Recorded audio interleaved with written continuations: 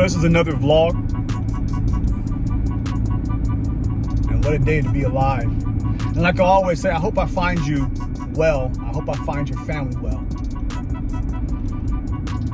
I want to start this one out a little bit different with a question for you. It's just a simple question. What are you holding on to? What are you holding on to that is no longer serving you, but you won't let it go? Little story time. I remember third grade, we had this school project. The whole school did it, where we wrote these notes and we taped them on the side of a balloon. And we told the person that found them to please call the school and let us know where the balloon had landed. Now, these balloons were obviously full of helium, so the moment you let it go, it would just take off. And the whole school was out in the courtyard, and we all let go of our balloons at the same time. In a matter of about a month, we had messages. I was in Michigan for context, Pennsylvania, New York, West Virginia, North Carolina, Florida, Texas. One of the balloons that we let go in Michigan had found its way all the way to Texas. Wow, it's still remarkable to me. But it reminds me that what if we would have all just stood in that courtyard? All of us. We just stood in the courtyard and we held on to that balloon string and we never let it go. Right? And that's exactly what a lot of us do with things in our lives. And there are reasons. Obviously, humans love certainty. We love feeling like we know what's going to go on, which leads us into control. But there is healthy control. I like controlling things. I can be honest about that. But sometimes there's unhealthy control. So people are trying to control everything for all the reasons, and they don't realize that that's what's holding them back. And here's why. Because trying to control is heavyweight. So if you feel like in your life that you're weighed down always, you're always exhausted, maybe check that area and let go. We call this the season of release. And so like us letting that balloon go, what if you were to consciously start to let go of things that aren't serving you, the limiting beliefs, all of the worry and the doubt, realizing how heavy that weight is. Another part about releasing that people don't think about is it creates room. Like you start to really release things that are within your body, right? In your mind, in your heart, you're releasing all of it. It's gone. You've just created room for new beginnings, for fresh starts, for new opportunities, for new people to come in. Because one of the things people don't realize is God does send blessings, but most of those blessings comes through the hands of people.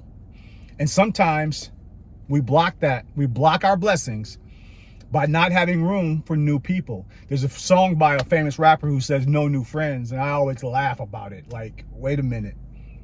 I've met some amazing people that I'd only known a short amount of time, and they became mentors, better, even sponsors, people who have put me in rooms. Some of them I haven't even ever met, but because of my consistency of what they see me put out on social media, they put me in opportunities that I couldn't have put myself in, but I had to make room for it by releasing that wasn't serving me anymore. A lot of people struggle with thinking that when you release or you let go, you're going to fall down. Have you ever considered that you could actually fall up? The moment you release, that you could start going up because of how heavy everything was inside of you that you have been carrying all of these years.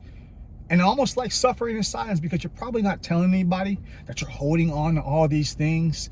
You've stopped loving in your life, which is so powerful, but you've stopped loving because someone hurt you.